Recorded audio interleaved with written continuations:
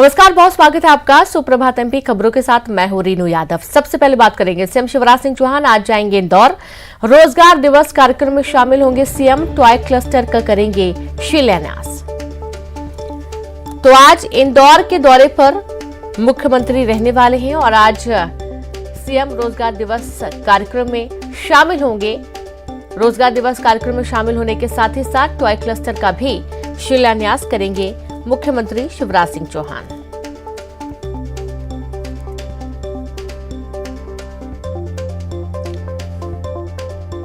तो अहम खबर, जहां मुख्यमंत्री शिवराज सिंह चौहान आज इंदौर के दौरे पर रहने वाले हैं और इस दौरान वे रोजगार मेले में शामिल होंगे, रोजगार दिवस कार्यक्रम में शामिल होंगे। साथ ही टॉय क्लस्टर का शिलान्यास आज मुख्यमंत्री करने वाले हैं। तो दौरा काफी महत्वपूर्ण है। आज रोजगार दिवस के खास कार्यक्रम में सीएम शिरकत करेंगे। हो सकता है कि कुछ बड़ी घोषणाएं भी हो या फिर यूं कहें कि जो जरूरतमंद है उनके लिए कुछ बड़े ऐलान हो सकते हैं, बड़ी सौगातें मिल सकती हैं। टॉय क्लस्टर का शिलान्यास भी मुख्यमंत्री आज करने वाले हैं। खबर इंदौर से है।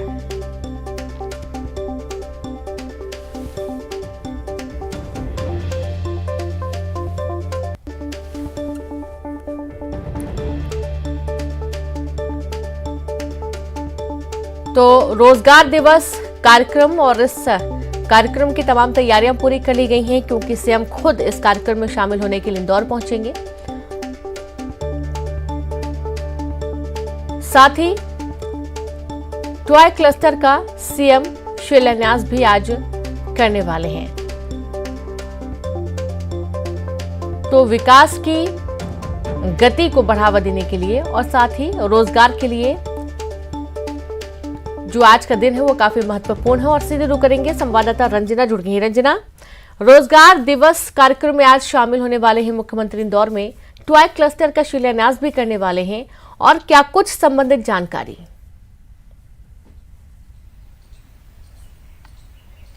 जी बिल्कुल, मुख्यमंत्री शिवराज सिंह चौहान आज इंदौर पहुंचेंगे और इंदौर में जो कई कार्यक्रम है उसमें शिरकत करेंगे।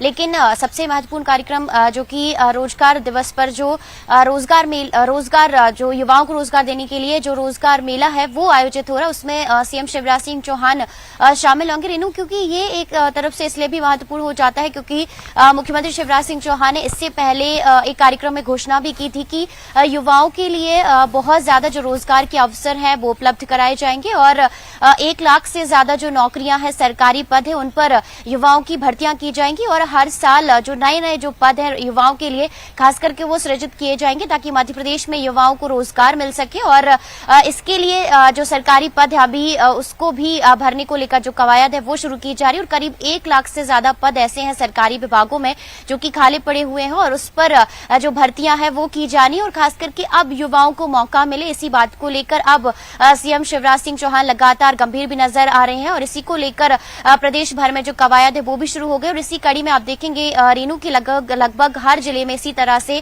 जो रोजगार मेला है वो आयोजित हो रहा है और अब इसमें सीएम शिवराज सिंह चौहान शामिल होंगे। इसी के साथ ही युवाओं को संबोधित भी करेंगे। जिस तरीके से युवाओं की सबसे ज्यादा जो नीड है इस वक्त रोजगार की, क्योंकि मध्य प्रदेश में अगर देखा जाए तो युवाओं की संख्या बहुत ज्यादा है और आने वाले चुनावी साल के लिहाज से अगर देखा जाए तो युवाओं को रोजगार देना सरकार के लिए बेहद महत्वपूर्ण भी है और इसी कड़ी में जो कवायद है वो भी शुरू हो गई। इसी के साथ जो दूसरे कार्यक्रम है इंदौर में उसमें भी सीएम शिवराज सिंह चौहान आज शिरकत करने जा रहे हैं। रीनू जी बिल्कुल रंजना, और आप लगातार जुड़ी रहे। बहुत शुक्रिया तमाम जानकारी साझा करने के लिए। तो दिवस, रोजगार दिवस, चूंकि आज का दिन काफी महत्वपूर्ण है और आज इंदौर का दौरा भी आपको बताएंगे। साथ ही भोपाल से एक और अहम खबर है, ग्राम सभा की मंजूरी के बिना नहीं खोल सकेगी शराब की नई दुकान। गवर्नर के जनजातीय सेल ने पेसा एक्ट का ड्राफ्ट तैयार किया। Panchayat extension to the schedule areas का ड्राफ्ट तैयार किया गया है। पेसा एक्ट के ड्राफ्ट को भेजा गया सभी विभागों को। तो वहीं पेसा एक्ट के तहत ग्राम सभाओं के अधिकार होंगे तय।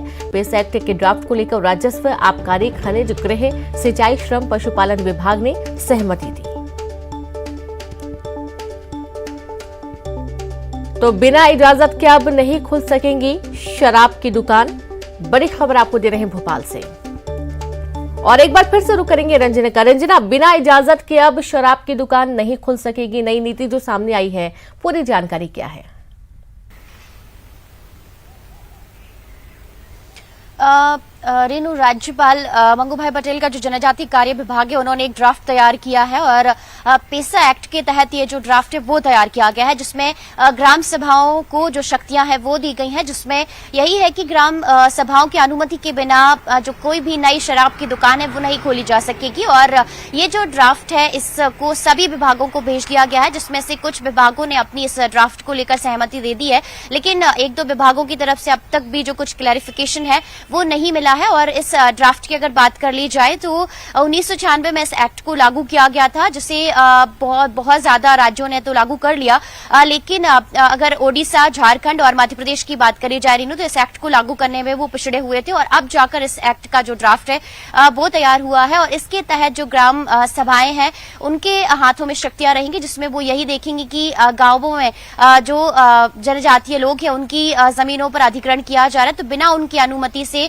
जो अधिग्रहण है वो नहीं हो सकेगा। तालाबों की खुदाई होनी है या तालाबों का जो कामकाज है वो भी ग्राम सभाओं की अनुमति के बिना नहीं होगा। अगर जो ग्रामीण है वो रोजगार के लिए पलायन करते हैं शहरों की तरफ, तो कितने ग्रामीण शहरों की तरफ रुख करे हुए हैं इसका पूरा ब्यौरा भी ग्राम सभाओं के पास होगा। और शराब की दुकान खोली जानी है या नहीं खोली जानी है, या पुरानी शराब दुकान का जो स्थान है वो परिवर्तित किया जाना है या नहीं किया जाना। और इसी के साथ ही अगर गांव में किसी भी तरह से कोई विवाद होता है तो शांति बनाए रखने को लेकर, विवाद सुलझाने को लेकर जो पहल है वो भी ग्राम सभाएं करेंगी। और इस तरीके का जो ड्राफ्ट है राज्यपाल के जो जनजाति कार्य विभाग है उन्होंने तैयार किया है और इसी विभागों को भेज दिया गया है और इसमें ग्राम जो सभाएं हैं उनको शक्तियां सौंपी गई हैं रेणु।